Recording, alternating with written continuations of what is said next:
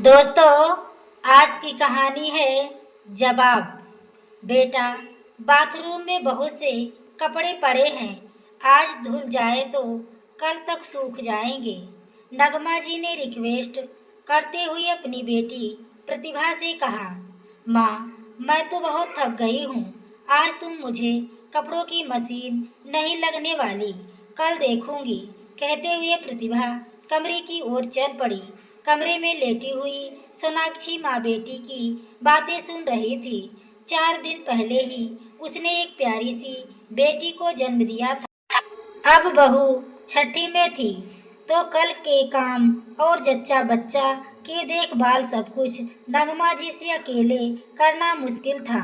इसलिए उन्होंने अपनी शादीशुदा बेटी प्रतिभा को बुला लिया था।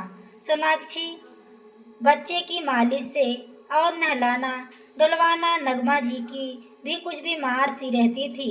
वह भी बहुत मुश्किल से ही कुछ हाथ बटा पाती थी। सोनाक्षी की माँ दुर्गा जी और छोटी बहन अमिता भी सोनाक्षी और उसके बच्चों को देखने आई थी। सोनाक्षी की छोटी बहन अमिता बहुत ही चंचल और हंसमुख थी। आते ही भाग भाग कर सब कामों में हाथ बटा लेती। शाम को जब उसकी माँ और बहन वापस जाने लगी तो नगमा जी बोली, अमिता बेटा, तुम बहुत फुर्तीली हो। गुड़िया भी देख तुम्हारे साथ ऐसे खेल रही है।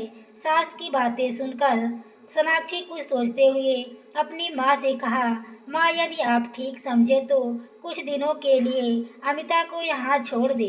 दीदी और माँ जी की थोड़ी मदद हो जाएगी।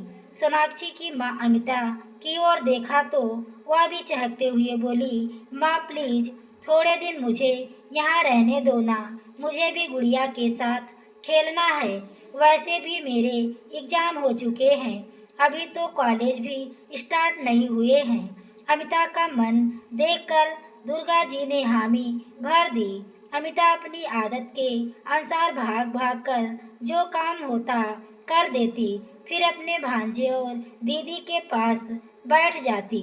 1-2 दिन तो सब ठीक चला, लेकिन धीरे धीरे प्रतिभा को अमिता का थोड़ी देर बैठना भी अखरने लगा। जैसे ही अमिता गुड़िया को खिलाने के लिए गोद में लेती, प्रतिभा झट से उसे कोई ना कोई काम बता देती। अमिता, जरा कपड़े मशीन में डाल दो। अमिता, चाय बना लो जरा, या कपड़े प्रेस कर दो, वगैरह वगैरह। एक दिन तो हद हो गई, काम वाली बाई नहीं आई तो अमिता के सामने बर्तनों का ढेर लगाकर दोनों माँ बेटी आराम से बैठ गई। अमिता को काम करने में कोई परेशानी नहीं थी, लेकिन जब उसने प्रतिभा और नगमा जी को हंस हंस कर बातें करते हुए सुना तो उसकी आंखों में से आंसू आ गए। प्रतिभा नगमा जी से कह रही थी, माँ, भाभी की बहन को अगर पहले बुला लेते तो काम वाली लगाने की जरूरत ही नहीं पड़ती। मुझे तो यहाँ बर्तन और साफ सफाई बिल्कुल नहीं होती, लेकिन इन लोगों को तो यह सब करने की आदत है। अमिता ने जब यह सब सुना तो उसे बहुत बुरा लगा। वह तो बहन के घर को अपना घर समझकर सारे काम कर रही थी, लेकिन बहन की ननद ने तो उसे नौकरानी समझ लिया था। संजोग से उस समय 2 दिन के लिए नगमा जी की बहन की लड़की आई हुई थी और सोनाक्षी ने 1 गिलास पानी उससे मांग लिया। इतने पर उसकी सासू माँ नगमा जी ने कहा, अरे बहू, उससे पानी मांग रही है, वह तो बड़े घर की बेटी है, उससे ऐसा करना ठीक नहीं है। प्रतिभा भी हाँ में हाँ मिला रही थी। बार बार उसकी बहन अमिता से घर के अलावा बाहर का भी काम लिया जाने लगा था, या कहकर कि या तो ये गरीब घर की है, इसको तो आदत बनी होगी। सोनाक्षी भले ही आराम कर रही थी, लेकिन उसे भी अपनी छोटी बहन के साथ किया व्यवहार पसंद नहीं आ रहा था। लगभग 15 दिन बीत चुके थे अमिता को आए। अब सोनाक्षी भी अपने काम खुद करने लगी थी तो उसने अपनी सास से कह दिया, माँ जी, मम्मी का फोन आया था, उनकी तबीयत ठीक नहीं है और अमिता के कॉलेज भी शुरू हो गए हैं, इसलिए अमिता को वापस भेज दे। इतना सुनते ही प्रतिभा फटाक से बोल पड़ी, लेकिन भाभी, अभी तो आपका जाप भी पूरा नहीं हुआ और मेरे पति जी का भी रोज रोज फोन आता है। वह मेरे बिना बहुत दिक्कत होती है। मैं भी अब ज्यादा नहीं रह पाऊंगी। प्रतिभा की बात सुनकर सोनाक्षी बोली, कोई बात नहीं दीदी, आप चले जाइए। वैसे भी मैं अब ठीक हूँ और अपना काम स्वयं कर सकती हूँ। बाकी कुछ दिनों के लिए खाना बनाने वाली रख लेंगे। अपनी सास की ओर देखते हुए सोनाक्षी ने कहा। नगमा जी की बोल ना सकी और हाँ में हाँ सिर हिला दिया। 4-5 महीना बीतने के बाद एक दिन नगमा जी कहती हैं, मैं रानी बनने वाली हूँ। अभी प्रतिभा का फोन आया था।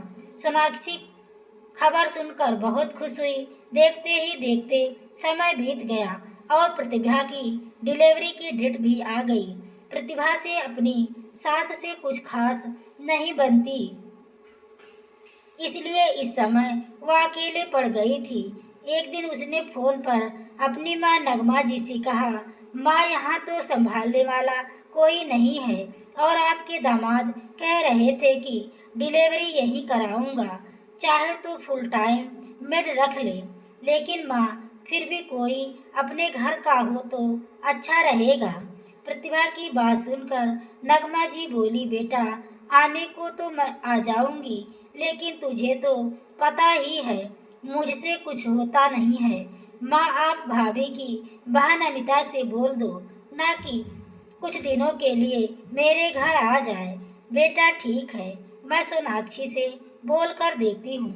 अब नगमा जी ने सोनाक्षी से कहा तो सोनाक्षी को समझ नहीं आ रहा था कि वह क्या जवाब दे। इतनी देर में प्रतिभा का फिर फोन आया। माँ, आपने भाभी से कहा क्या? वैसे मैं मुफ्त में उनसे काम नहीं कराऊंगी।